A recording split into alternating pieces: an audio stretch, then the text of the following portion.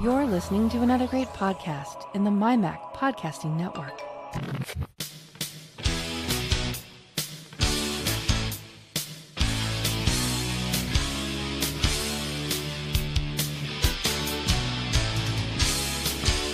Hello and welcome to another edition of the show where we take a wander around the week in Apple news, reviews, technology, associated products, and all sorts of other things that catch our eye. This is another episode of the Essential Apple Podcast.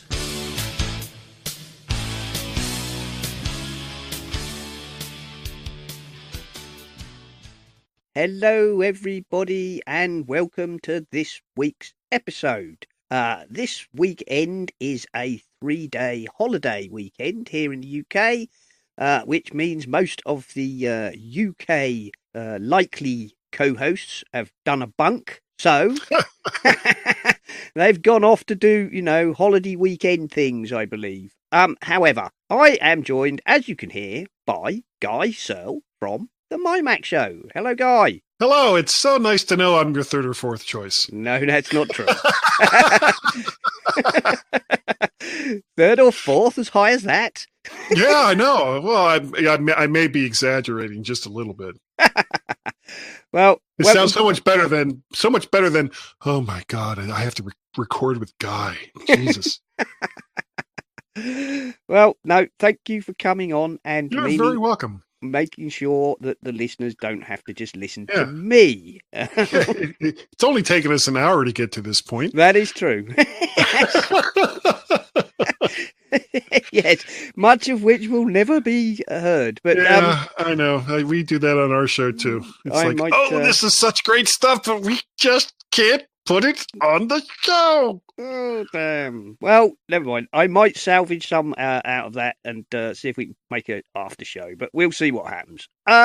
So, Guy, what's been happening with you this week then? Well, longtime listeners, MyMac Podcast will not be surprised to know that I've changed the way I've recorded the show again. I'm basically recording directly into Audio Hijack and then moving my audio around thusly. Did it for the first time yesterday. Gaz is currently actually on walkabout. He is, off doing 30 to 40 miles a day, and God bless him, because I would not have the stamina to do that myself. And so I had Carl on, and we had a great time. It's not out yet. MyMac Podcast 752, The Greening of Tech. Which was actually one of the things that you and I were kind of talking about before we started to record. Yeah, as we set the whole world to rights. It's like it's like the everlasting light bulb. It will never see the light of day.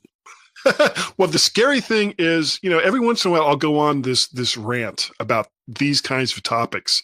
And it's like, why won't the world just do what I want them to do? And then I think about that. And it's like, okay. I look at myself in the mirror when I shave. And it's like, okay, nobody wants to follow what you want them to do all of the time. That's just crazy talk. I don't know. Shall I be dangerously political and say a lot of people were apparently following an orange pumpkin? But there we go. Yeah. Shh. I didn't say that. But who was that? I don't know. He ran in, shouted in the mic, and ran off again. And then ran off again. Yeah, bigger kids did it and run away. Oh, dear. Well, there you go. I've been playing around with various bits and pieces this week, experimenting a little. Nothing that's come to very much, but we'll possibly talk about that a little bit later. So, what shall we say? It's been a funny old week, really. Not a huge amount of news, the truth be told. Well, not a lot of news that we particularly want to discuss. There's quite a lot of rubbishy rumours, which we don't want to get into. Well, there's no reason why we can't talk about some of it and then make fun of the people that wrote it. That is true. We probably will. Apple's Aperture is going to shutter for good when macOS Mojave gets sundowned.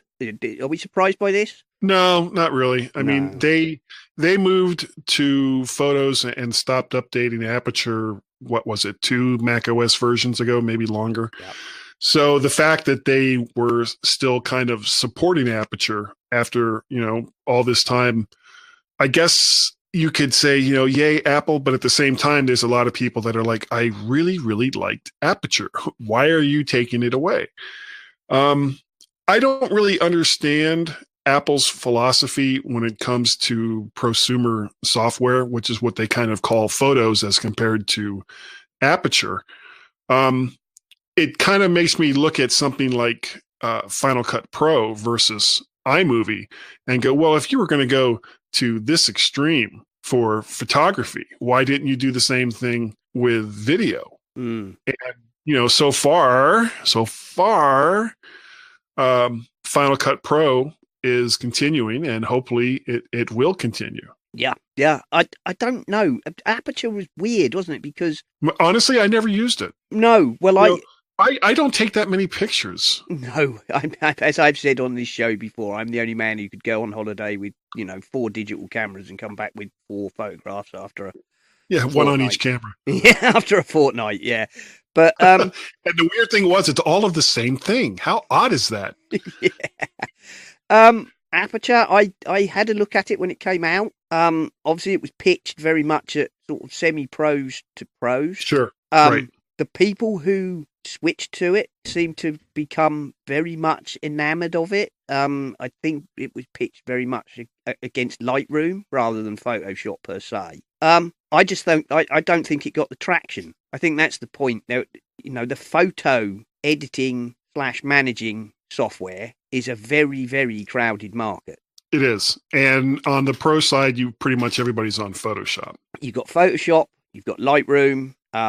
There's a few, much smaller, but, often quite pricey and very, professionally focused packages. Do you know what I use for nearly everything like this? And it's so not pro software, is Acorn. And I can't remember the name of the company that makes it. Flying I'm going to Meat. have to look that up. Flying Meat. That's by Flying Meat. So, like I sent you the image of the next podcast for 752. I make all of my cover art in Acorn because it's got just the tools I want in a very easy format to use. I am aware of Acorn. I have to say I've never used it. I think I might have downloaded a demo when like version 1 came out. Yeah, maybe. But the whole thing with Acorn is, someone who is a professional photographer or even someone who considers themselves to be a semi-professional photographer would look at Acorn and probably go, I don't want that. It doesn't do, Bezier curves around the sun or, whatever it is that they want to do.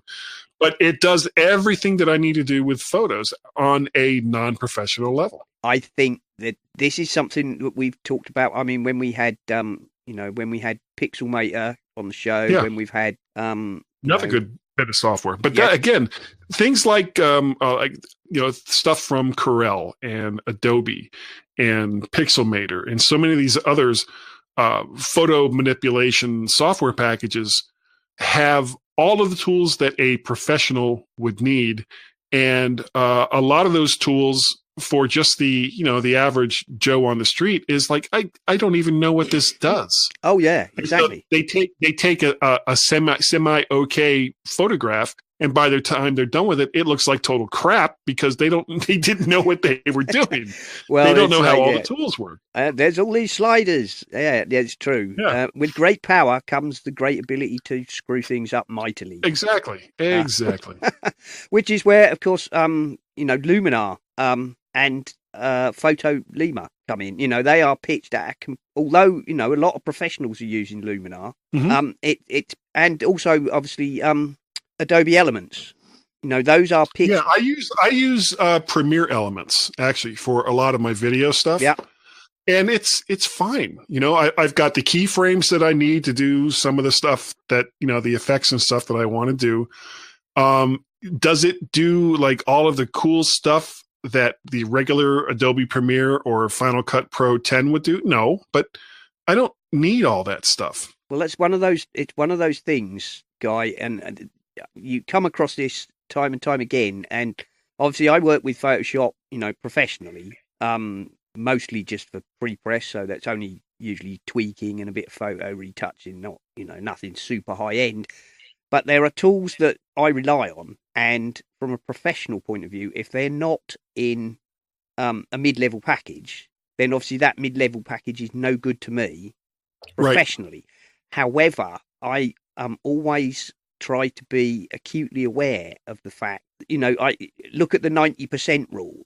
Does this software do, 95% of what 90% of the population want to do? If it does, that means then you've got a winner. That you've got a winner. And I mean, I've for home use, I'm going to switch over to Affinity Photo because I don't wish to pay Adobe for my personal use, and my access to my Creative Cloud account through work is now more difficult because we're using all the licenses. Whereas before I had it, there was a slot on the license was free, which meant I could use it at home. Now it's not. So there you go. We've allocated it within the company, which is fair enough. They're paying for it. Sure. having access to it at home was merely a bonus. So for my personal use, I'm changing over to Affinity Photo. Now, Affinity Photo is very much, although it only costs £50, or maybe it's $50. I can't remember. Well, regardless, it's not a subscription service. It's not a subscription service, but that is very much pitched to go up against Photoshop head to head. One for one. You look at something like Pixelmator or Acorn or one of those others. They do not claim to go against Photoshop head to head. In fact, very often, their selling point is not the complexity of Photoshop. Right. And in fact, very much, Adobe's own pitch for Photoshop Elements is the same. All the bits you need and none of the complicated professional parts you don't understand. Right. There you go. So anyway, we've drifted off the point slightly. Aperture. Yeah, a little bit. Oh, never mind. Aperture. At this rate, with all of these topics, we'll be here until tomorrow. Oh, well, that's all right. And I don't know when I have to record anything for about 3 weeks. Yeah, that's true. I just slice it up into bits. Aperture was very much pitched as a high-level professional application. I just don't think it got the traction, and I think Apple just went, is it worth putting all this effort in for something that's holding 1% of the market? I think that's what happened to that. Whereas Final Cut Pro, obviously there are high-end packages and higher-end packages even than that out there, but I think Final Cut Pro holds a fairly reasonable slice of the pro video market.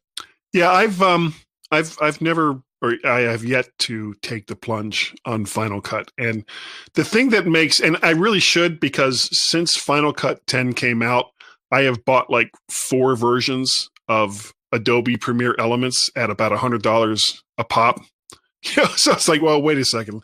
Let me think about this for a second. 4 times 100 is 400, and Final Cut Pro 10 is 300. Yeah. There we go. So maybe the once I get all my various other vacation and Mac stock bills paid for, I may actually take the jump. Yeah. Anyway, there we go. So Aperture is going away. Of course, mostly it's not so much that Apple are directly killing it.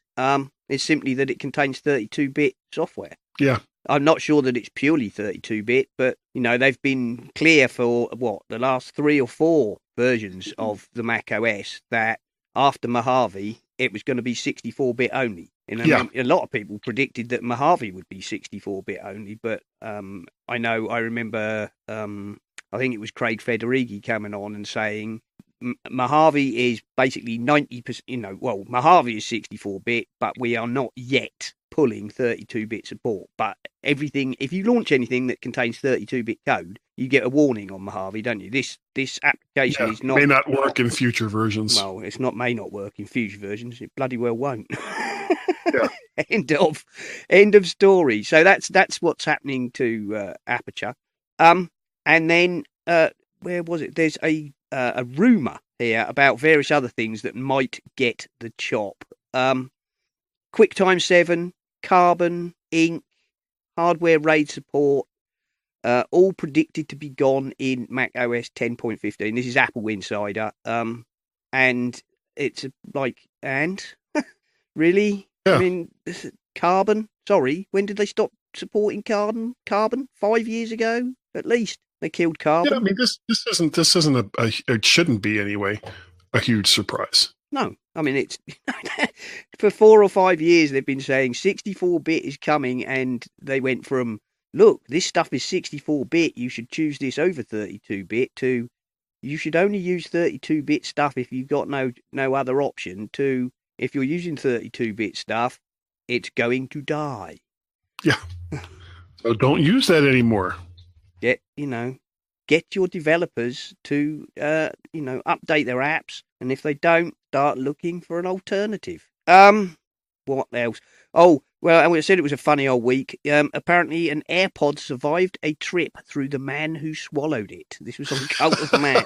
And it's been all over. It's been, I have to say, this was, good on the hardware team. An iPod can survive being swallowed and, making it out of the other end. What I'm not so sure about is how did he manage to swallow it? What on earth was he doing to swallow an EarPod whole? And I still think that he should have gotten on a bus blasting Black Sabbath. Just see if anybody can have everybody looking around going, where's that coming from? Yeah. And so if somebody told him to blow it out of his ass, he's like, I'm trying. Yes. And my other thought was, I know they're quite pricey, but I'm not sure I'd be that desperate to try and recover it, and I'd probably just buy another one. You know what? $149. I'll just get a new pair. Thanks. Well, you only need to buy one. What do you buy one for $80, isn't it? Buy a replacement single? I don't know. I'm not sure. I'm not sure how that works because they're. I thought they were like matched. Is there a way to match dissimilar ones? Well, I know you can buy a replacement single one. So if you drop one down a grate or your dog chews it to smithereens or something, or a Chinese man eats it. Yeah, yeah, and you're not prepared to recover it. Yes, you can. You can buy. I'm sure one of the other guys told me that they're about $80 to buy one replacement. And then I guess that you take it in and they pair them together somehow, or they magically do it when you put them back in the box together. I don't know. There we are. So that was I didn't go into too much depth about how he swallowed it or why. There was an old lady who swallowed a fly. Yeah. I don't know why she swallowed a fly. And somehow it ended up with like a horse that ate an iPod or something. I don't know. Yeah, exactly. Well, apparently neither he nor the iPod died. There we go. AirPod. Yeah. Well, so good news. Good news all the way around. Good news for everybody. Right, get ready. Everybody get ready, because this one's going to set Guy off. It did. It did, yeah. I'm not surprised. The headline, warning. I need one of, Carl's, Yeah. Well, Carl's got one, and he fanboy alert. I think probably I need this one. Which is clickbait alert. Alert. According to Forbes, Apple accidentally reveals radical new iPhone. Ignore the headline. That's total clickbait. The story is actually Apple have registered a patent for turning the whole glass front screen of an iDevice into a kind of ultrasonic fingerprint reader. Now, right. So kind of to bring back like something like Touch ID. Yes. Which some people have said people have said that Apple wanted to put Touch ID under the screen, either as well as Face ID, or that they couldn't make it work, and so they changed to Face ID. Apple, Johnny Ive and co. Have all said that they opted to go to Face ID and to drop Touch ID quite early in the development process of Face ID, but there's plenty of reasons, I guess, why it wouldn't hurt to have both. Yeah, like two-factor biometric authentication. Yeah, face and thumbprint, Right. So if somebody held up the phone to, like, let's say you get pulled over and for whatever reason, the police think that you're a bank robber and they want to see what's on your phone. Well, with Face ID, assuming that you don't start making faces at the phone, they can just hold it up to your face and open it. But if it has two-factor, where you also have to use one of your fingers to open it, then it's just another layer of protection. Yeah. So now Apple wouldn't be the first people to do this. A couple of other companies, I think, have either shipped or certainly experimented with under-the-glass ultrasonic fingerprint readers. Yeah, Samsung had one. Did they? Right. That wouldn't be surprising. I don't think it worked that well. Well, there we go. It worked almost as well as the folding phone. Yeah. But that's a whole other story. Or their equivalent of Face ID, which you can fool with a photograph, allegedly. Yeah. I'm told. Allegedly, people. Make sure you put that in there. Allegedly. Well, I don't know because I've not tried it. I don't have a Samsung phone to test it with. So I know. I printed out a picture of Charlie Brown and held that up to a Samsung phone, and it worked. So I don't know. Anyway, the point is, with no actual Touch ID, target, obviously with the iPhones and the iPads, you had an actual target, didn't you? You had a home button with a ring on it to put your thumb finger on. So the problem with an under glass reader is getting people to know exactly where it is. Now, I'm sure you could display something on screen probably to say put your finger here. But however, apparently Apple wished to probably make the whole panel able to read so that you could put your finger or thumb or nose or ear or other body part of your choice on the screen to verify. And that is, of course, just a patent. So we all know what Apple say about that. There we are. So it's not Apple accidentally revealing anything radical at all. Thank you. Oh, and what was your favourite swear part? I have so many. Yes, the bit at the end, wasn't it? You said something about them saying, and this is going to, won't be appearing on this year's ugly iPhone 19 or 20 or whatever it was. Oh yeah. I'm sorry, I forgot about that. Yeah, they had. Yeah, you had to stir me up. Well, it's just. They're basically, Forbes in this article is already talking about, it says, well, the 2019 iPhone is so ugly that this will be a vast improvement. It's like, you have no clue what the 2019 iPhone is going to look at, other than some renderings that have been thrown out online by case makers. You don't have a clue, Forbes. So don't talk about how ugly the 2019 phone is if you don't really know what it looks like. Well, the other thing, there is that, yes, and this is a patent. There's no way it's going to be in a shipping phone, is it? If it's well, see, there's the thing, and you can't, because of how, at least here in the U.S., how patents work. You can't release something and then try to patent it, because anything, especially a company like Apple, anything that Apple does, if they don't have it patented for years before whatever the device is comes out, there will be someone who will come out and say, oh, I had this patent in 1837 that said, electronic phones will be able to feed chickens, or whatever it is that they're talking about. They'll figure out some way to take a extremely vague patent and make it apply to a particular thing in East Texas, which seems to be everyone's favorite place to sue them, and get some money out of them. Which, coincidentally, I don't know if you heard about this. Apple is closing a lot of their East Texas stores. Yes, I did. They did, because now you can't sue them if they don't have a presence. Yeah, you can't sue them in East Texas unless they have a presence. So they are closing. I know. This was a story, I don't know, a few shows back. They said that they're going to shut down their store in East Texas so that they will no longer be able to be sued there. Yeah. It's an interesting and slightly weird, American way of doing things. But there you go. Yeah. There we are. There's another one here from Forbes, but again, dreadful. Hang on. Wait for it. Clickbait alert. According to this, it says Apple warns iPhone users not to answer Apple support calls. What do we say about that headline? It's crap. It's utter crap. What it actually is Apple support will not phone you unless you have scheduled a call yourself. In other words, anybody claiming to be Apple support who cold calls you is a scammer. Yeah, or is certainly not associated with Apple. Indeed.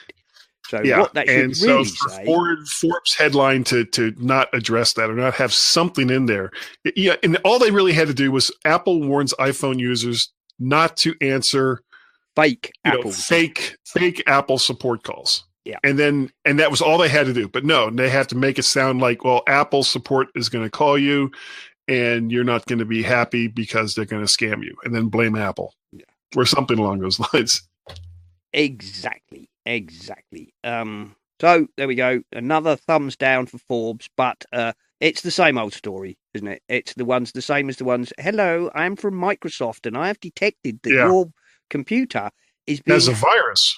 Well, the best one I've had, Guy, is I had this bloke, and he said, "Hello, I'm from Microsoft support, and we have detected that your computer is being compromised from Mountain View, California." I said, "Oh, really? Really? Oh, no. Google are trying to hack me. Why would they want to do such a thing?" And then he's like, let me do this, that, and the other to your Windows computer. And I said, right, let me stop you right there. One, I am an InfoSec security professional. And, I do this and I do it. It was all lies. I told him that I was, I worked for the police tracking down phone scammers and unsurprisingly, he slammed the phone down awfully quickly. Huh. Well, he slammed it down before you could get to the third point, which was to tell him to piss off. Exactly. Before I got to rudely tell him to finish the call, he did it for me. There we are. Yeah. Well, that was a considerate scammer. Yeah.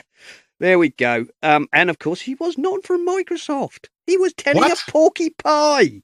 Oh, my God. I cannot believe that somebody would lie on the telephone. Exactly. And Google were not trying to infiltrate my computer from... that part of it may have been true. Well, not directly. I'm pretty sure it's nothing personal. It's just they do that to everybody. Yeah. Right. And what is it with this? What is it this week? Look, it's another one. Hang on, I'm going to have a different one for this one.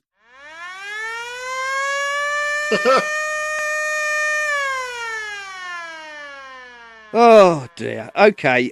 This is on Redmond Pi.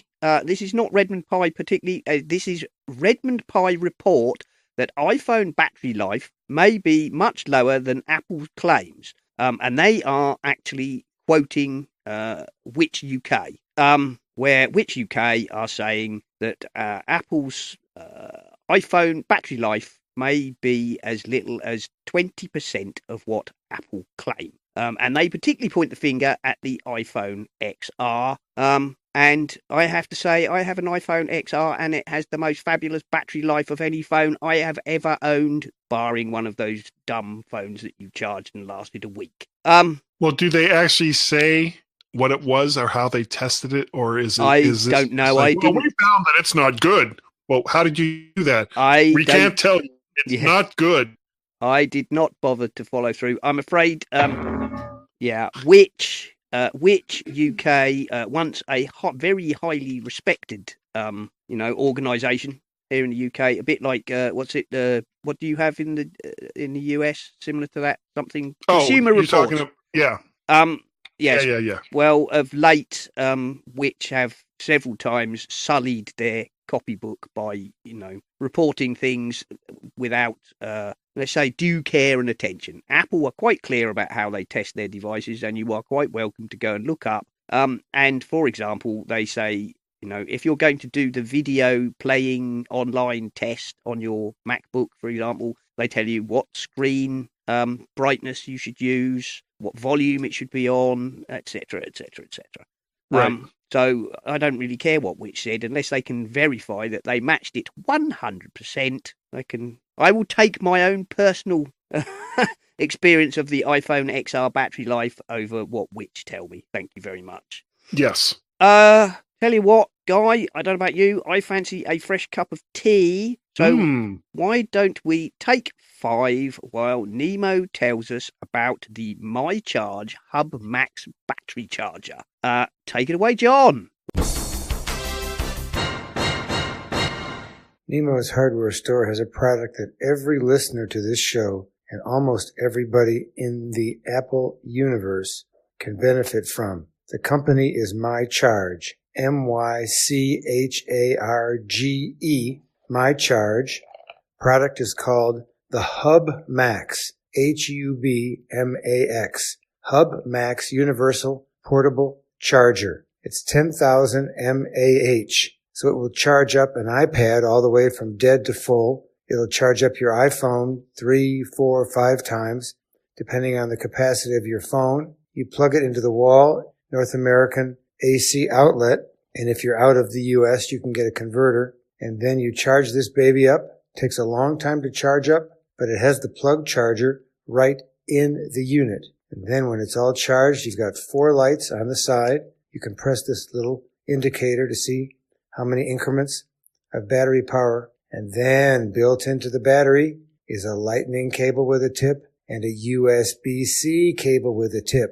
You can see where I'm going with this. USB-C is the future. Lightning is the present. So when you get your new iPad or the new phones that will eventually have USB-C, your charger can handle everything. There is not much you need to know about it except put this on your wish list. It also has a standard USB port, so you can charge anything in the world, whether it's a camera, speakers, headphones, anything at all that uses USB into that. It also has pass-through charging, so you can charge things up while you are charging the Hub Max. Go to the website.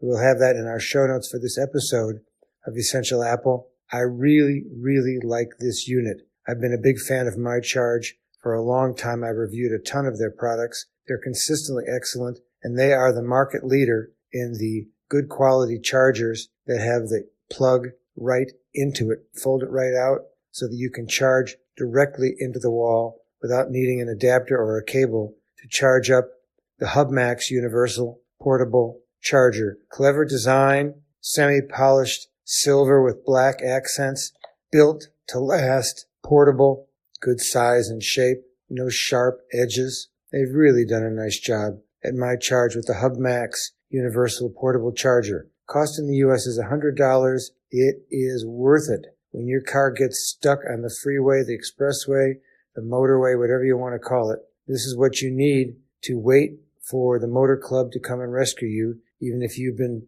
using GPS or doing a lot of photography and your battery is down. This will be useful to you wherever you go. Camping, hiking, work, school, office, lab, out in the field, wherever you need it to be, it will provide good power for you and a lot of power. If you're out in the elements, put it in a Ziploc bag, a couple of layers of that to protect it from getting wet. That's the only really concern you need to have. Back next week with more stuff at Nemo's Hardware Store. Thank you for that, John. Links, as ever, in the show notes. And, of course, that product, as far as I'm aware, is not available in the UK because of its design. It's designed, obviously, for US sockets, unfortunately. Well, after that, Adobe, Guy, are apparently testing doubling the price of the Lightroom Photoshop plan. Shocker. This one's from The Verge. Of course, they tried to soften the blow of subscriptions, particularly to photographers. Many photographers said, well, I'm only a hobbyist photographer, but I depend on Photoshop and Lightroom, and, that's going to be outrageously expensive. So they marketed their Lightroom and Photoshop for Photographers plan at, I think it was the equivalent of £10/$10 a month. Now, apparently, they are testing charging $20, which, by the way, is... Well, and how do you test something like that? Well, do you say, okay, well, all of these people over here, they're still going to pay $10 a month, but you special 5 right here, you guys right here, we're offering you this wonderful deal. You get to pay twice as much. And I guess it's all in how you present it. Yep. It's a bit, it is slightly odd. That was because, Mac Jim posted Adobe tests doubling the price of Lightroom and Photoshop plan, and that was on The Verge. Alistair replied, apparently this is a misunderstanding. They are trialing higher storage plans at a higher cost, and the existing plan will stay. According to Adobe Customer Care, sorry for any misinformation. We have no plans to change the standard 20 gigabyte photography plan, which is still available at this link. We are currently testing photography plans with higher levels of storage. However, they seem to have at least slightly hidden the cheaper option. So, shall we say, if not actually doubling the price, attempting to encourage you to not pay be more. aware that you can have a cheaper deal. My answer to that is, if you're a hobbyist, you probably should consider looking at Affinity or Luminar or one of the others that are not. Yeah, that we were talking about that earlier. We were indeed. We were. That is true. But we were also talking about it before. So as we've got about 3 hours, of after show. I'm so confused. I can't remember what I said and when I said it. I should go into politics. Exactly. Definitely. Anyway, so that was that story. Again, as we've said, other options are available. Another tech story. A glitch was breaking Firefox extensions. This was a breaking story yesterday in both sense of the word. Unfortunately, people that use Firefox couldn't read it.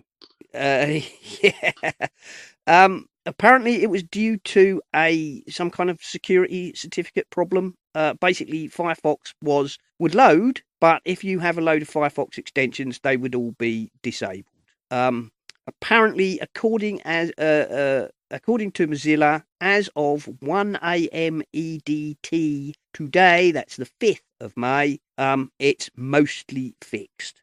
Some people are still reporting that the hot fix hasn't rolled out to them, and some versions of Firefox, such as on Android, may need to be patched separately. So, bit unfortunate for Mozilla, that one. Don't know what to say about that, other than how did you let one of your security certificates expire? But it seems to happen quite often, doesn't it? Surprisingly, big companies seem to let their security certificates run out without paying attention. And while we're on web browsers, this one, Guy, this is how dominant Chrome has become almost everywhere apart from tablets, but for which you can read iPad, really. This is a Wikipedia link. And no, I wasn't browsing Wikipedia for things. This was a kind of spin-off from another article I was reading, which wasn't really interesting enough in its own right to make the stories for the week. But there is a summary on Wikipedia here of various browsers. Share of all browsers, and they've got 3 different companies who, try and calculate these things. Across all browsers, Chrome is between 45% and 63.5%, depending on who you wish to talk to. The companies they're quoting here are StatCounter, Net Market Share, and Wikimedia. Wikimedia being the more conservative figures, StatCounter and Net Market Share being the higher quantities. Interestingly, in second place is Safari with between 15% on the 2 market share companies, or 23% according to Wikimedia. I don't know if this means more Apple users using Safari go to Wikipedia than other people. Well, does that include all browsers that use WebKit, or is this just is all, Safari in particular? Well, no, all browsers. This is saying, I mean, they've got other browsers down here. It says in order they have Chrome, Safari, Firefox. By the way, Firefox only measures about 5%, and that's across pretty much all 3. Then we have Opera, IE, Samsung Internet, Edge, AOSP, what's that one? Don't know what that is, and others. Interesting, Wikimedia measure others at 12.3%, whilst the other 2 only measure others at 2 and 4%. Well, I wonder how, it's got to make Microsoft just insane that most people who use Windows OS prefer Chrome over either IE or Edge.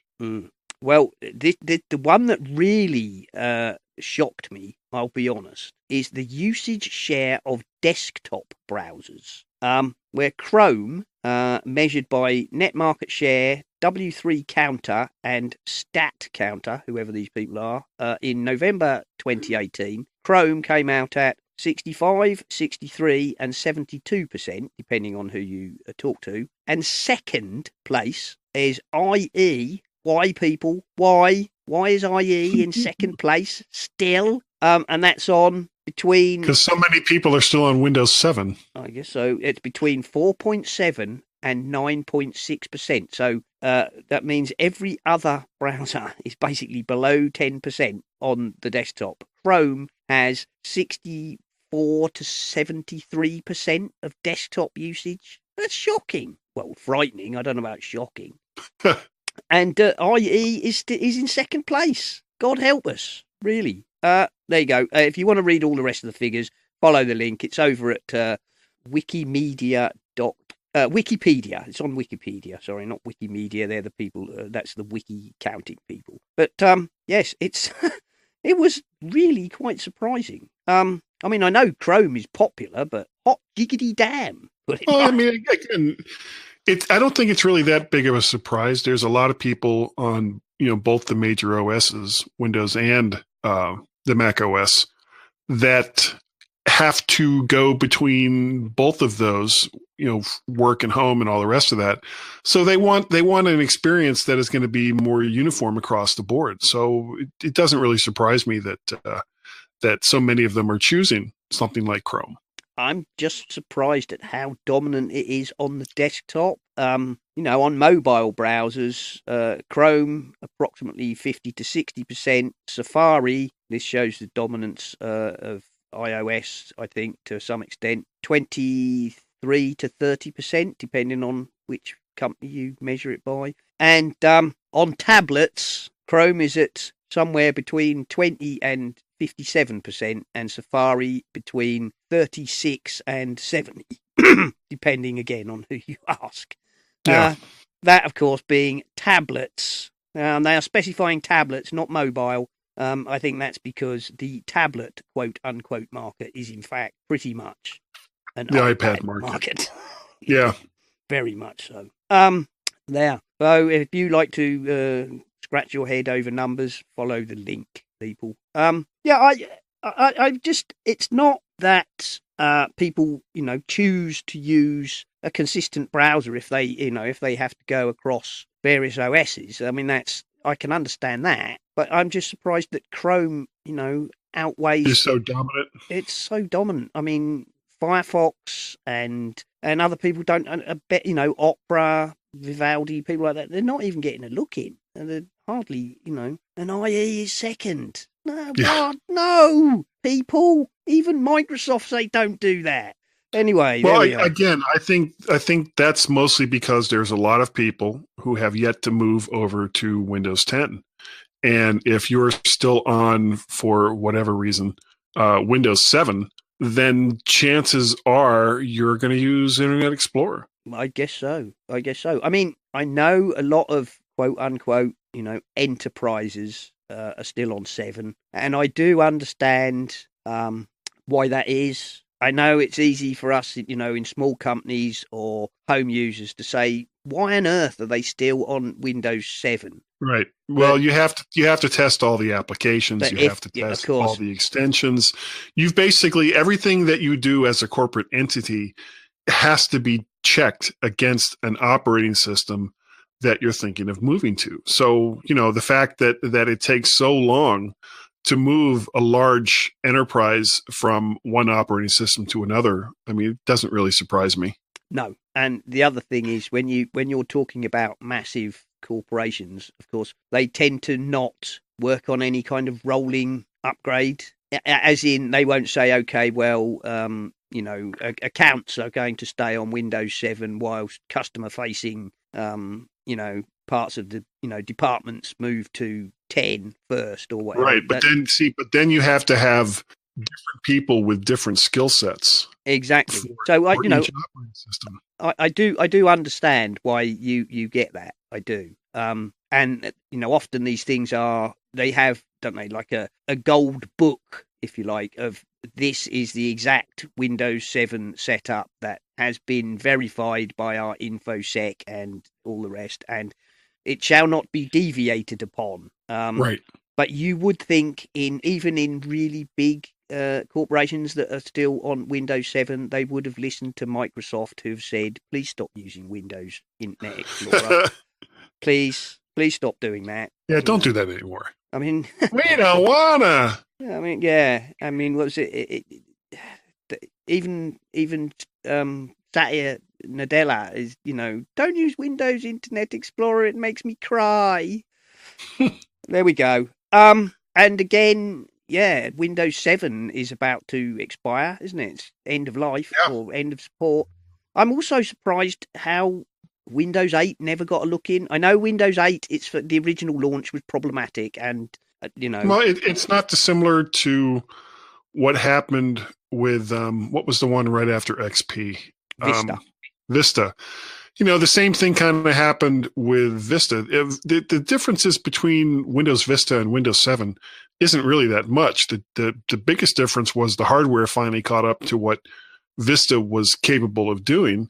And because of pressure from computer manufacturers, Microsoft essentially lowered the basic standards for Vista and said, well, you can only run 3 applications. I mean, they put in so many conditions so that computer makers could include Vista with just absolute crap computers. Bottom end machines. Yeah. And then everyone acted surprised that Vista didn't work that well. Like, what the hell did you think was going to happen? I have to admit that I did have a Windows Vista laptop, and its initial launch was problematic. It was buggy and it was slow, and the UAC was, all the jokes at the time, cancel or allow. You appear to be opening a Windows, you appear to be opening a Word document. Are you sure you want to do that? Cancel or allow? You seem to be breathing. Cancel or allow. Exactly. But like so many of these things, it didn't take long for it to be toned down. They got feedback, and it was like, but by then Vista was damaged, right? And so they tweaked it a little bit and then re-released it as Windows 7. I mean, that's in essence what happened. Windows 8, I guess maybe you're talking the same thing, because Windows 8, the original launch, was not so flawed. And they tried to force the tile interface onto the desktop, but there was more to it than that. I don't know if you want to go down this rat hole. You had basically 2 different versions of Windows 8. You had an ARM version and you had an x86 version. And the problem was a lot of people were choosing devices that had the ARM version because it was less expensive, not realizing that all those applications that they had wasn't going to run on it. That was a marketing disaster. That was the Windows RT or whatever it was. Yeah. And apparently the powers that be insisted that everything was supposed to look alike, whether it was Windows RT, Windows 8, the Xbox interface, all the various ways that Microsoft had their hooks in you to do one thing or another related to computing devices. The user interface had to all look alike. Well, when you do that, you confuse the marketplace. Yeah. Because if you have 2 different devices, one is much cheaper than the other, and they look exactly the same, there's going to be a significant number of people who don't understand that the reason why it's less expensive is that it's less capable. Exactly. And without being too rude, there will no doubt have been plenty of people in, places like, this is only an example. I'm not actually accusing this company of doing such a thing. Let's say PC World or Best Buy or whatever, who, their main point is making a sale. To sell stuff. Make a sale. And if somebody's wavering on whether or not they're going to buy, you might not be too clear about the difference between this cheaper one and this more expensive one. Exactly. If they go, that's too expensive, will this other one do everything I want? And as a salesman, you're going to think, sale? Yeah. Or as long no as you sale? don't tell me, as long as they don't tell you exactly what it is they want, then you can go, sure. Yeah. I don't know what it is you want, but yeah, you ask me a question, I'm going to say, yeah, why not? Of course, this will be fine. Go ahead. It's all fine. Windows 8.1, and why the hell they called it 8.1, I don't know. It was 8.5 at the very least. Was a fine operating system, I'll be honest, because they pulled all the things that annoyed people, like forcing you to launch into the tile interface and then try to get to the desktop.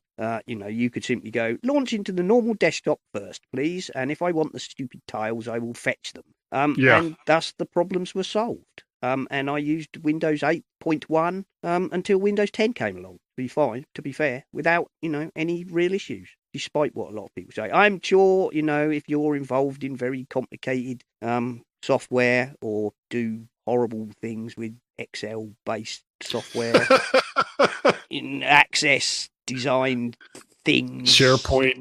Yeah. I want SharePoint to go to Excel and store a Word document that is part of an Access database. Yeah. What? Yeah. But then I'm pretty sure you could probably use that excuse about anything. You could probably say, macOS Mojave is horrible if you want to do some weird thing using a FileMaker constructed piece of custom software. So there we go. There we are. What else have we got? I want to go on, really.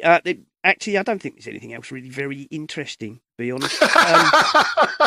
I'm just looking at the rest of these stories, so I think actually we'll skip over. The one thing, and we keep going off on tangents. Yes, I know. I know it's a shocker with me on a show. Worth a chirp, the essential tip. I didn't know this one, by the way. This came from a guy called Ryan Jones, R Jonesy on Twitter. If you double tap the time pickers in the iOS, like if you're setting a reminder or a calendar event, it's in like 5-minute intervals, isn't it? If you double tap it, apparently it will change to 1 minute. Oh, you know what? I saw this exact same one, and I saw this on Twitter. Yeah, that's such a weird bit of serendipity. Yep, I did not know that. There you go. So thank you, Ryan Jones, for that one. Right. By weird coincidence, we're going to do a bit of inside baseballism here. Okay. And that is, for some reason, over about the last month, 3 or 4 people have approached me and said, if I was thinking about, starting a podcast, what, how would you suggest I go about it? What, who would you maybe point to as a host? What software might you suggest? And obviously a lot of these people are, of course, well, I'm only thinking of trying it, so I don't want to spend a lot of money. Huge amount of money, right? Yeah, because why would you? If you're going to take up fishing, and you think I might like to try fishing, you don't go out and buy 5 of the most expensive carbon fiber rods and world-class reels and all the rest, do you? You go out and buy a $50 rod or a starter kit and see how you like it. See how you like it, because if you find sitting by the edge of the river for 5 hours with your bum going numb to be not for you, quite your cup of tea. If you find that that's not really exciting as you thought it might be, you can sell the starter kit on and try something else. Chuck it in the garage. Yeah. Or yeah, exactly. Or do what most people do, as you're right, and throw it in the back of the garage and forget about it.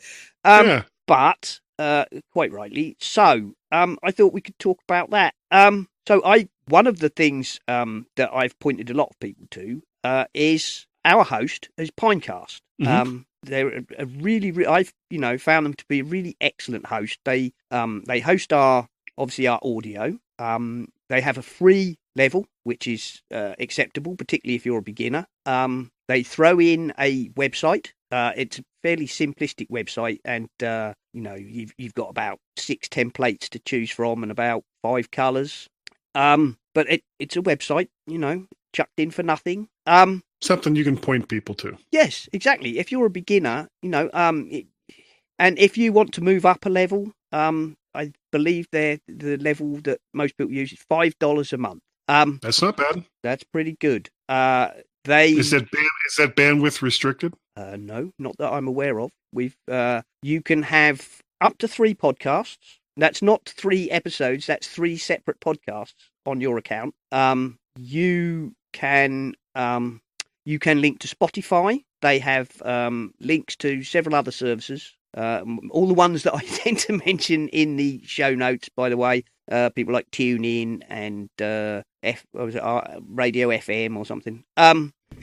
And those are all set up with just a few clicks. Sometimes a confirmation email from the other service. I think that's a fabulous way to start. And they basically will handle it all. Yeah. I use Podbean here in the States. Yeah, I've heard about Podbean. I think, and they're fine. I mean, it's honestly, if and I'm talking here about a paid host. There's lots of free hosts. I did look at a couple of those, but I can't even remember what my reasoning was, but I decided not to go with any of them and find an inexpensive plan. I think just for simplicity's sake, so that I don't get bugged every single time I try to do something. Well, you should go to the other plan, blah, blah, blah, blah. I didn't want to bother with that. So I went with a relatively inexpensive plan with Podbean. But as number one, let's make a simple assumption here that you're listening to the Essential Apple podcast, that you're talking about doing a podcast on a Mac. Let's or an iOS device. Let's just throw that right out there. We're not talking about, I want to do this on CP/M and Linux. Well, then why are you listening to this show? Okay. Don't listen to this show if you like using CP/M and Linux. So, if you're podcasting by yourself, there are 2 microphones that I would recommend. One is they're not all that dissimilar, but there is quite a difference in price. One is the Samson Q2U, and the other one is the Audio-Technica ATR 2100 USB. These are both kind of dual-purpose microphones. They have both XLR ports and USB ports, and even better, they also have a headphone jack built into them so that you can have monitoring without any latency. Latency being the amount of time it takes from when you say something until you hear it back in your headphones. And anything, I think, over like a quarter of a second, you basically started talking like this because you're hearing something at the same time or just after you've said it and you're trying to say something else. And your brain becomes very confused. This because you can't keep, it's right. Yeah. It sounds like you have brain herpes. Boy, that's like the gift that just keeps on giving. Brain herpes. There's the title of the show for you. Indeed. So, brain herpes. So I would recommend either one of those 2 microphones. If you want to step it up a little higher than that, Behringer actually makes a couple of relatively low-cost USB audio interfaces that have probably, especially in their price range, the best preamps that I have ever used before. And that is their UMC series. They have a single XLR input, the UMC 22, and then they have 2 different 2 XLR input devices, the UMC 204, the 202 and the 204. And then they have a 4 input one, the UMC 404. Now, the cool thing about these devices is that everything you plug into them is being output as a mono source. And when you put those into a DAW or however it is that you're going to record, you can have true multi-track audio recording if that's the way you want to go. The downside to devices like this is that if you have kind of a crappy microphone, you can't really do much with the sound as you're recording it. You'd have to go in and post afterwards. So, I mean, I have tried, Simon, you know this. How many different ways have I come up with over the years to record podcasts? So, how many shows are you on now? 752? Yeah. And how many of those shows were you in? 500 odd, is it? Yeah, right. About 500. So, right, you've done 500 shows of the MyMac show. I would say on that basis, you've probably had 500 different ways to record it. That is probably not far from the truth. So, but what I do now, I'm using the UMC 404 as my interface into the computer. but then I just recently picked up, the Yamaha MG10, which it basically has 10 inputs, but it's got 4 XLR inputs. It's got high, mid, and low range EQ. It's got compression on the first 2. And I find that using this allows me to adjust the sound using hardware, which is going to be less taxing on your computer than trying to do it through software. And this thing is like $150, I think, was the mixer. The UMC 404, the interfaces, I think the UMC 22 is about $60 US. The 204 and the 202 are in the $100 range, and the 404 I think is like $130. But when you start looking at things like this, those are actually really good prices. And the UMC series from Behringer, sounds like I'm doing a Behringer commercial, has what they call Midas preamps, and it's based on this company that they purchased some time ago, as compared to the Xenix preamps that they have like in their mixers, which are utter and total crap. So that puts you off on this being a Behringer commercial. Yeah, don't get Behringer mixers and use their preamps. It's awful, but the preamps they have in their audio interfaces are fantastic. Okay.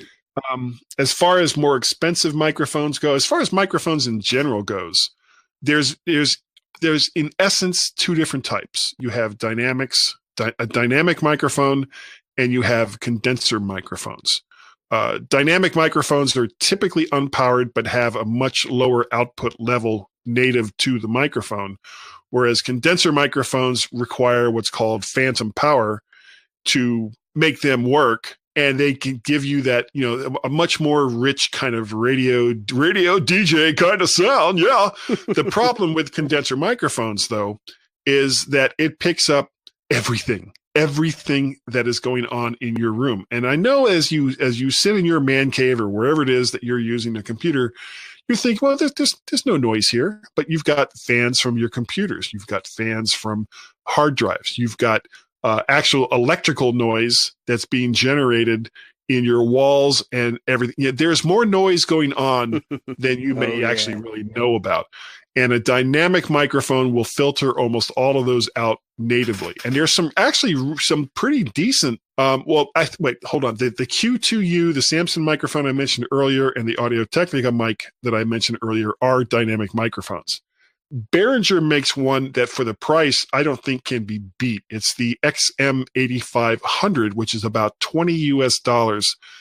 However, whatever you hook it up to has to have a pretty good preamp, because the output from the microphone itself isn't that good.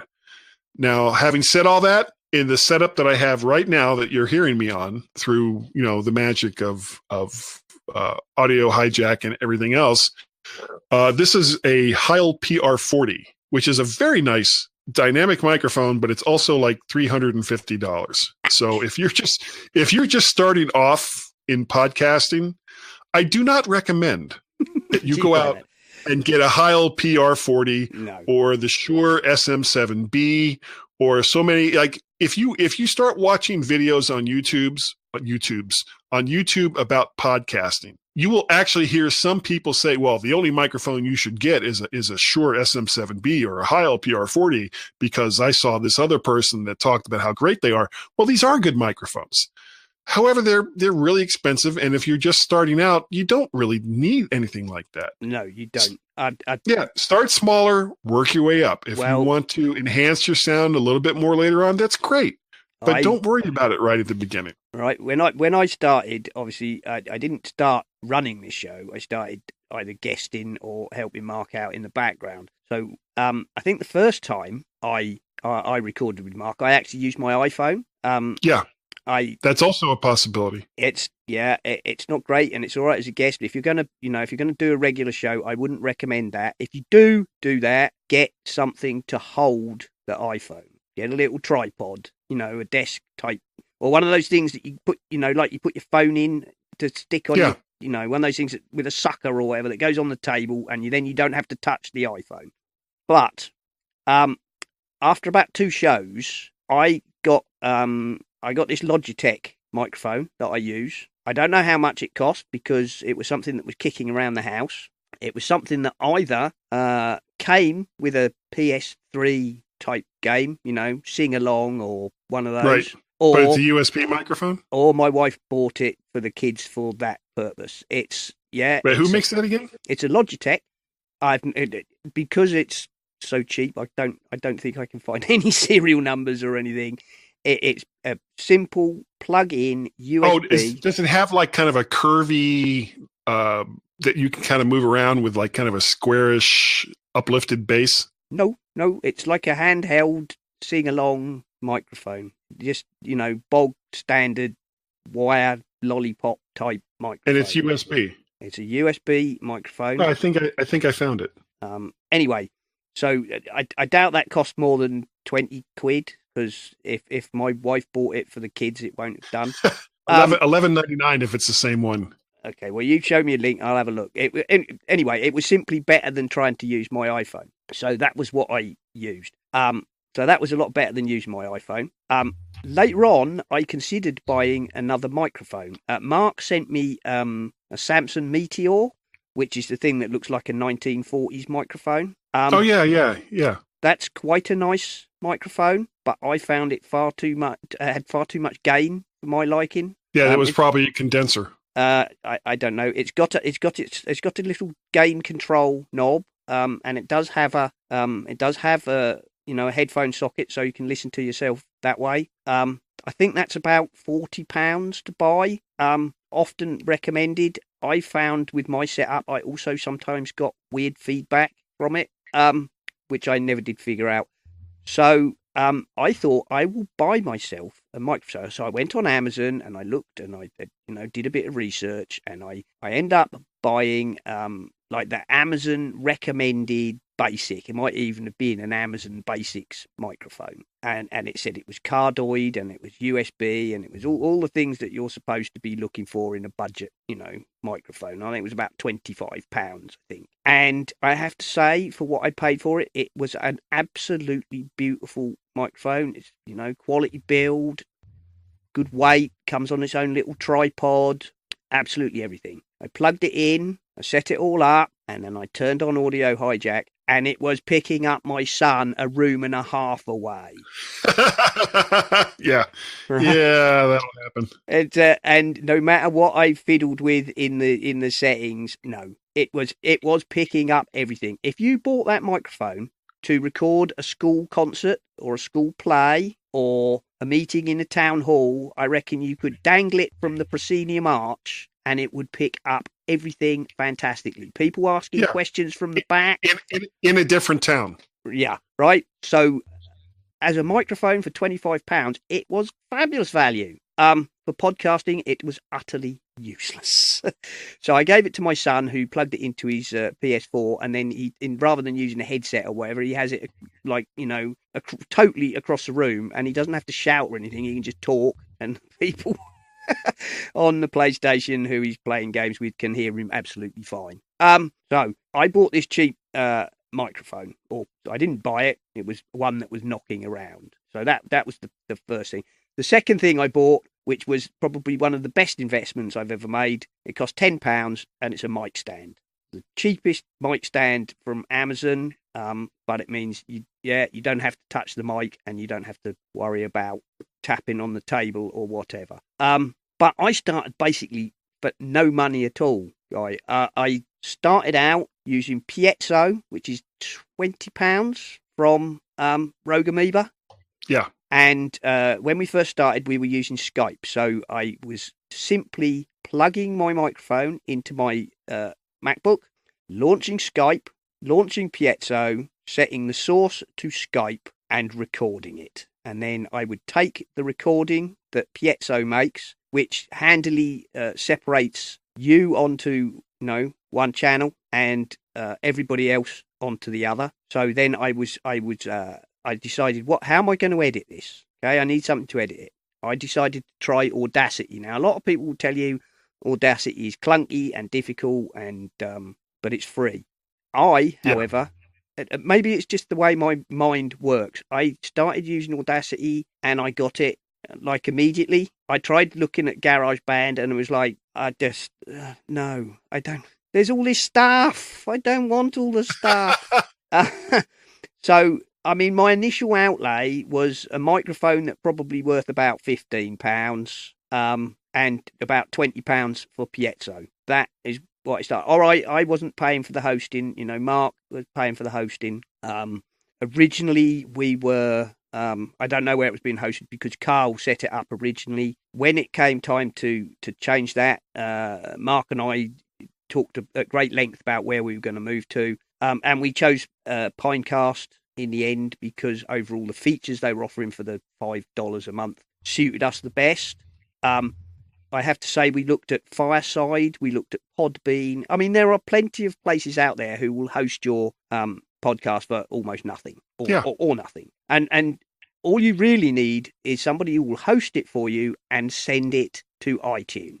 That's all you really need, isn't it? All these other things you can do, you can directly send it to Overcast, you can have it sent to Spotify, you can have it sent to TuneIn. But you know what the trick is that Overcast and all these other podcatchers are getting a lot of their links also from iTunes. Oh yeah. Then this is I'm saying you can all these other things. If you're beginning, don't get wrapped up in that. Just make sure your host is sending your stuff to iTunes because 97.56% of stats are made up on the spot by me. But, right. And George Washington. Yeah, but those, almost all podcatching services pull their feeds from iTunes. If you send it to iTunes, you're pretty much set. If you want to send it to Spotify, if you want to send it to Stitcher and or SoundCloud or other things, fine. That's added bonus. Worry about that later. So that is what I started with. That is literally what I started with. A cheap microphone, recording with piezo and editing in Audacity. And that is a viable starting setup. So that really will cost you nothing. And then obviously if you get a little bit more advanced, then you are almost certainly going to want to get Audio Hijack, aren't you? Yeah. Audio Hijack for the win, really. Yeah. Well, and for that matter, you can get by using what is it, audio MIDI setup on the Mac to kind of move things around, but it can get complicated very, very quickly. Audio Hijack, Rogue Amoeba also has a companion application called Loopback that makes it ridiculously easy to move source audio to different outputs. It does and all the indeed. rest of it. And the cool thing about Loopback is you can make outputs that go back into inputs. You can indeed. Loopback and Audio Hijack. I have a couple of videos over on YouTube showing you how to use Audio Hijack and Loopback. Loopback is absolutely brilliant. The thing with Loopback, however, is, and I'm not knocking it for this because it is an absolutely fabulous piece of software, but it's $99? Yeah, it's not cheap. It's not cheap. It's not cheap. It's not cheap. And if you're like me, I do have it, and I did in the end, just bite the bullet. But if you only need to do output to 2 channels, now I know you, Guy, you like to record, 4 or 6 channels or whatever. How many channels are there in the world? Yeah, 16 channels or whatever it is. It doesn't matter. And I did experiment with recording 4-track, but I found it made life, for me, unnecessarily complicated. Yeah. So I have a simple setup where I am fed into wire, and so is Farrago fed into wire using Audio Hijack and Loopback. And then the output, my microphone and Farrago are fed directly to the recorder on one channel using Loopback, and the output of wire minus me is output onto the other channel. That gives me a 2-channel. So, and it's a virtual mix minus, which is just brilliant. Yeah, it is. And if you're listening to this and thinking that's complicated, it really isn't. If you use Audio Hijack, and if you only need 2 channels, realistically, you probably don't even need to do that. Audio Hijack. As a matter of fact, I'm gonna send you links to 2 videos that I made on doing just these kinds of things with loopback and audio hijack.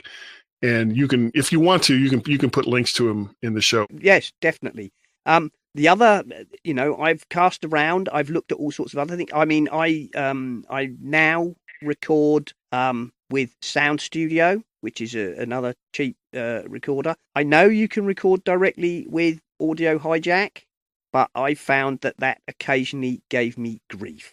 Now, I'm sure that was something I was doing wrong, but rather than try and figure out what I was doing wrong and having made my setup work, I simply I still record using Piezo, by the way, as a backup. Piezo records purely what goes through wire.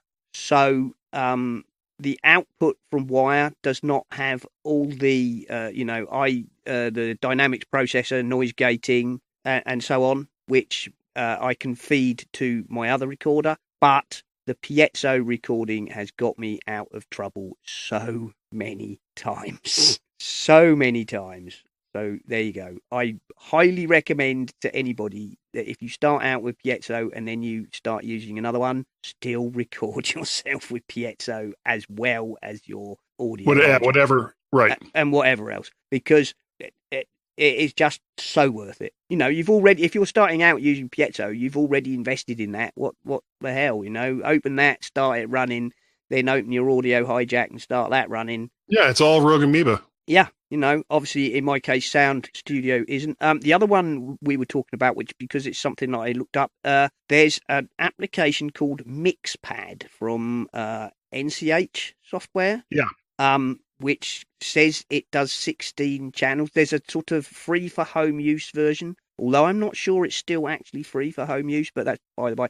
That says it does 16 channels, but you're telling me you've experimented with that and it actually only wants to record 2, but it can mix 16 in post. Yeah, something like that. I get, the part of the problem is because I'm using the demo version. So does that mean that the demo version will only record 2 tracks while the full version, if you spend the $50 to $70, whatever it is, will do more? I don't know, because it doesn't. I can't find anything on the website that says so. Well, it's a bit weird, isn't it? Because by the way, when you if it's almost impossible to find the link on the website, even though it is there, which says or download the free for home use version here, which is in tiny lettering. Because there's a version which you can pay for, and there is this free version. And I'll put the link to the free version in the show notes if people want to experiment with it. I've not tried it. I've not used it. I was thinking of experimenting with it. What I can say is, even though you've probably never heard of NCH software, and they have a lot of good stuff, and the fact that their stuff is not necessarily aesthetically the nicest in the world. Yeah, UI is somewhat lacking. Let's just say it's a little bit heavy-handed. They do make a huge range of software, not all audio related, by the way, and I have used some of their other products, and it is, no pun intended, sound gear. Ha ha. Ha ha ha. But there we go. So, it's interesting that several people have asked me, how would you go about starting a podcast? And I guess from the outside, it can look very daunting, because you hear people, don't you, talking, like you say, you go on YouTube and there's all that, well, what you need is the Rode, Podcaster 4000, and it's a brilliant microphone. It's only $350. And then I've got this Yamaha mixing desk, and it's like, wow, man, are you running a professional radio show? Are you Well, are you running? Does have a new piece of gear that I want to try it so bad, but it's like $600, and it's the pod. Oh, what do they call it? It's this deck that directly connects up, and it's got like I can't even tell you everything that it has. You go ahead and talk. I'm gonna find it. So, don't get me wrong. Like any hobby, as you become more absorbed, Rodecaster Pro, that's the name of it. The more absorbed you become in your hobby, obviously the more things you want to do. For example, as you no doubt have heard, Guy is a big fan of, and I don't use mine very much, but I do have one that allows me to do things like, oh no. Yeah. And that is Farrago, again by Rogue Amoeba. Thank you, Paul Kafarsis. Thank you, Paul Kafarsis, for the fabulous Rogue Amoeba. What would podcasters do without you? I talked to him and told him they really need to have a combo piece of software that does all these things together. And it's like, go ahead, charge $200 for it. I'll buy it. If it does all these things that I want it to do, I'll buy the damn thing. Even if it doesn't work half the time. Oh, it's great. Yeah. And just before, I do want to say though, just before anybody thinks that Rogue Amoeba is the only game in town, that's not true. If you want to work, there are plenty of sort of get started with podcasting apps available. Sure. What's the one that comes with a soundboard built in? And yeah, there's a free. That's I'll tell you in just a second. I was going to say, where are you? I think it starts with an M. There's Mixler, that's one, but that's not the one I'm thinking of. No, it's certainly, there's one on, something recording studio it's called, I'm sure. Spreaker, that's the one. Which is brilliant. Yes. And they have a standalone application that runs on your Mac, and it's free. You don't have to sign up for anything. You can have 4 different inputs. You can have 16 different sound effects off to the side, but it does only record in 2 tracks, 1 stereo track. Yeah, but as I say, I think for a lot of people, it's good enough. Until you get more advanced or wish to do more, there's no E in that, isn't it? Spreaker. Yeah, SPREAKER.com. Oh, it is ER. All right, okay. It's not like Flickr. No. They're not trying to be clever. They're like, hey, we spent a lot of money to get Spreaker.com with an E. Here we go. Everything you need to create, distribute, and monetize your podcast. And I'll be honest, actually, I'm pretty sure this launched after I'd kind of gotten started, got myself, set up with a workflow that I was happy with. I'm pretty sure if this had been available, I might well have been tempted to go with this. It is. I mean, this is a paid-for service. So I'm looking at the pricing plan here. They have a $6 a month plan, which includes 100 hours of audio storage, but you only get 45 minutes per live, and there's a difference per live podcast. That doesn't mean your podcasts are limited to 45 minutes, just that when you do it live, because they do have it like a chat feature that you can take advantage of, you're limited to 45 minutes. Mm-hmm. The next one is like $20 a month that gets you 500 hours, and you get up to 3 hours for a live podcast. This is one thing, however, I will tell you that Pinecast, if you pay the £5 a month, they will host your audio forever. Yeah, that's like a hell of a plan. I was just looking at that. I think that's better than Podbean. That's the main thing. If you have a free version on Pinecast, they will still store all your podcasts. By the way, if you did 100 podcasts and you're on the free plan, they will still store your audio for you, but only you just won't be able to get to them. No, you will, but only only the latest 10 are shown to will show up, right? Show up to visitors. But they keep them all so that if you then wish to go to the basic paid plan. So, for example, if you go to our Pinecast site rather than our essentialapple.com, you can still see basically every podcast since Mark started the Rampant Mumblings. They are all there. Wow. And you can, I think there might be a few very early ones missing, which were from before we changed over to Pinecast. And so I think some may have been lost before we transferred all the stuff to Pinecast. But basically, every show that we have put onto Pinecast is still there. So you can go back and listen to Mark doing a 5-minute. This is me thinking about maybe doing a show called The Rampant Mumblings, which will be all of 10 minutes long, whilst walking his dogs and shouting at his iPhone. Sounds like some of the stuff Carl did back in the day. Yeah, that's that. But yeah, so Pinecast literally have got basically all the audio that we gave them, and everything that we've put up since is available. And you can scroll all the way back. Fabulous. There you go. But Spreaker, don't get me wrong, it's also a fabulous thing because it's all in one. You get your soundboard, you get your recording, you get all of it. And of course, that's also available on iOS. And we have, of course, to mention, don't we? If you're talking about podcasts on iOS, you have to say Ferrite. Yeah. And of course, lots of people, Carl included, record on the Mac and then do all their editing. Then they move it over there, which I think is weird. Well, Carl edits all his shows because he says, I record on the Mac, then I take the audio into Ferrite because I can lie on the couch and do the editing on my iPad Pro with my pencil. Well, why not? I mean, if it works for him, there you go. Well, there really is no right or wrong way. Well, actually, let me take that back. There are lots of wrong ways. Lots of wrong ways. The wrong way, number one, run out, spend bucketfuls of money.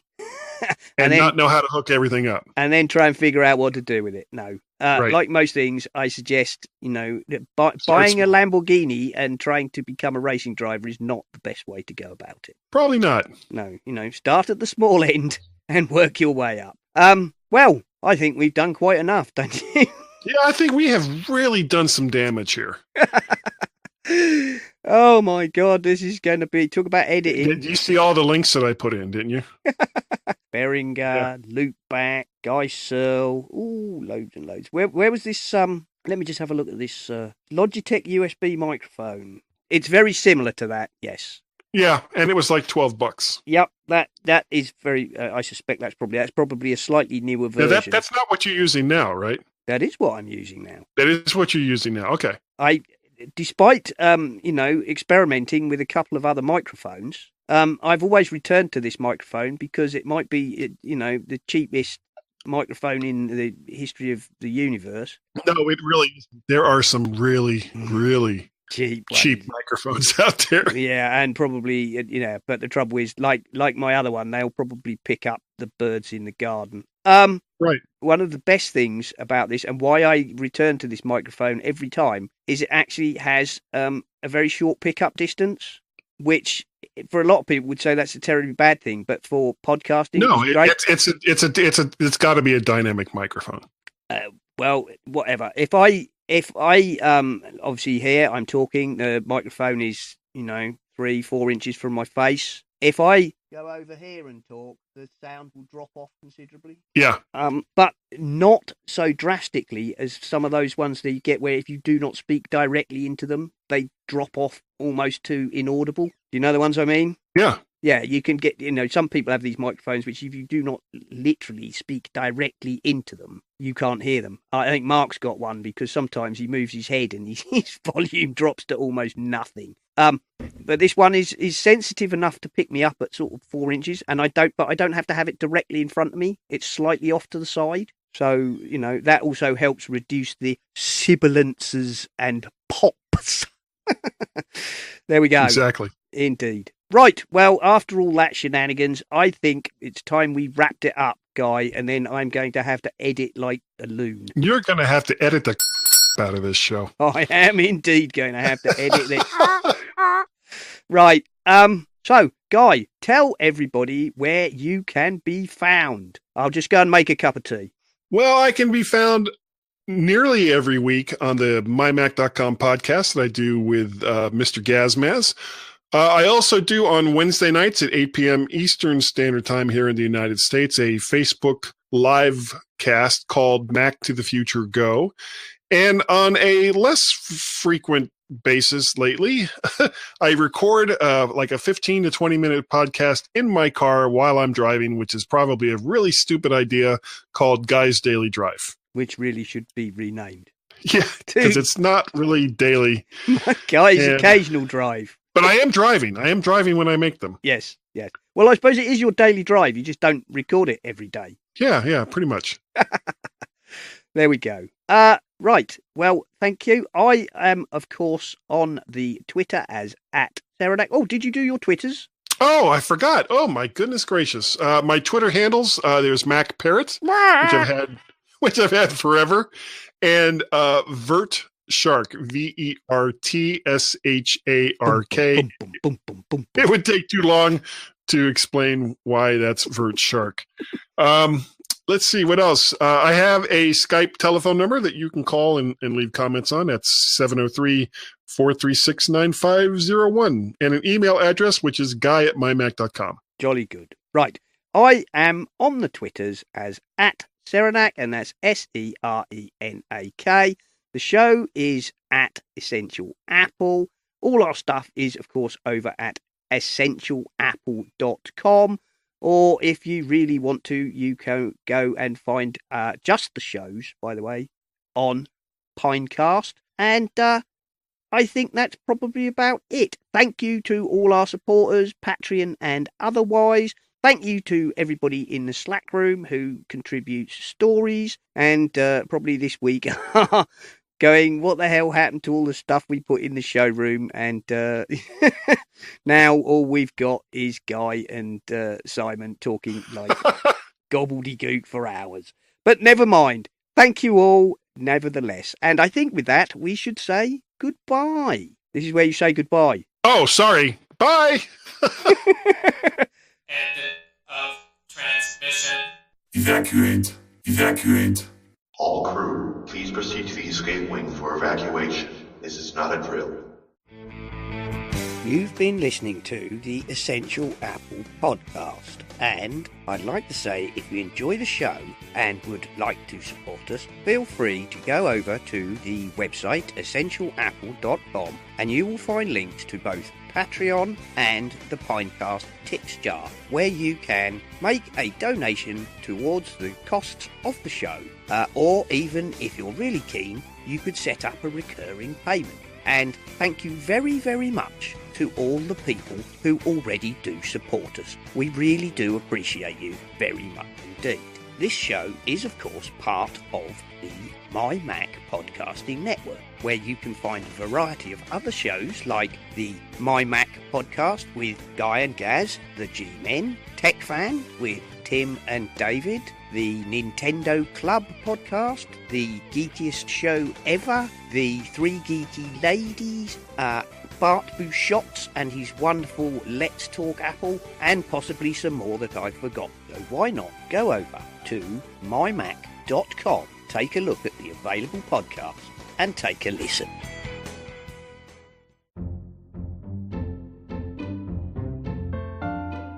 Hi, I'm Bart Bouchotz, host of the Let's Talk Apple podcast. Every month I gather together a panel of Apple followers and we digest the month's Apple news. Our aim is to step back and take a 40,000-foot view of all things Apple. We're the perfect complement to the many great daily news shows out there. Listen and subscribe at www.lets-talk.ie.